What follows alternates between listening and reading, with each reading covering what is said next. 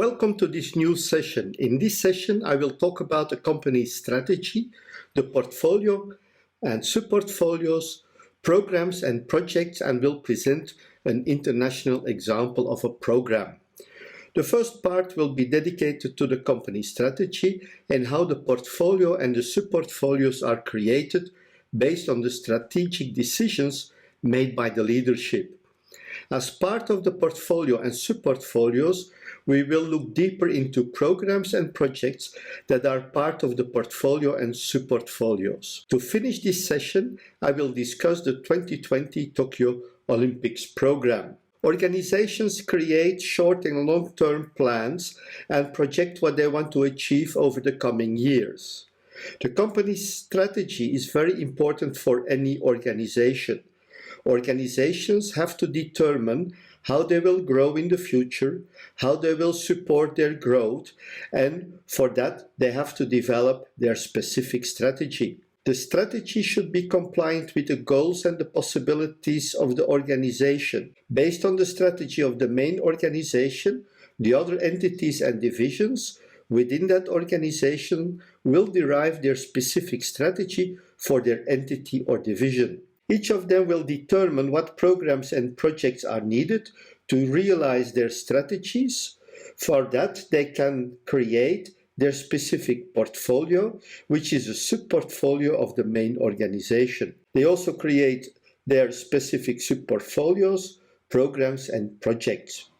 At the lowest level, the managers have to support the strategy by implementing their own project. Let us now have a quick overview on how we can create portfolios, sub-portfolios, programs, and projects starting from the company strategy. We start from the strategy that has been decided by the leadership and the high-level budget that has been allocated. Based on this, we can create the main portfolio of the company or organization. All items that we will find here should support the main strategy, and every division and department will create its own sub-portfolio. Some projects and programs may support the strategy of the executive level, while sub-portfolios support the subordinate levels. On the executive level or leadership, we have, in this example, the program A, which is composed of 3 projects and 2 independent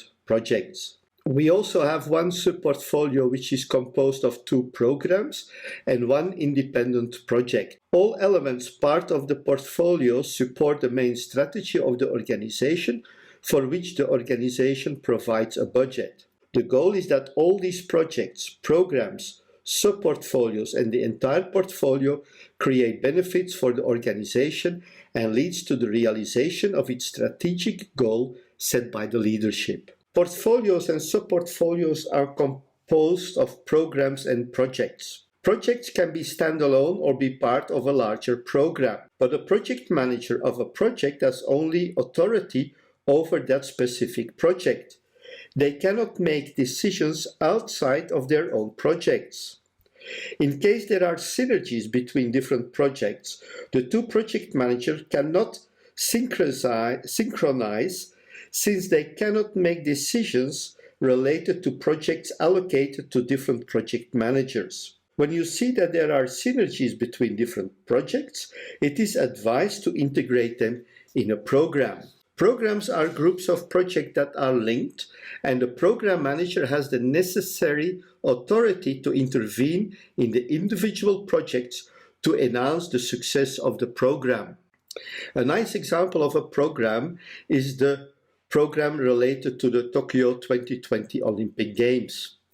When I first made this presentation, the Games were still planned to start in 2020, but we all know that they were postponed due to the worldwide pandemic that started in December 2019 in China. The town of Tokyo had to pass through different steps before being granted the organization of the game.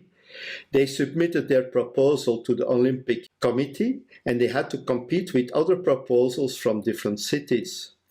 It is obvious that they were selected, and from that moment they could start with the definition and planning of the program. Once all deliverables of the program and the underlying projects were defined, they could start with the execution. An important element here is the public tendering to find companies to complete the work, selecting the best proposals and executing the work against a tight schedule. Organizing the Olympic Games is such a big effort and rather risky. It is important to set clear priorities in case there are delays and provide sufficient financial reserves to deal with cost overruns. The final phase is the execution of the games itself, taking into account all of the logistic elements like selling entrance tickets to the games, transportation, medical support, and many other items.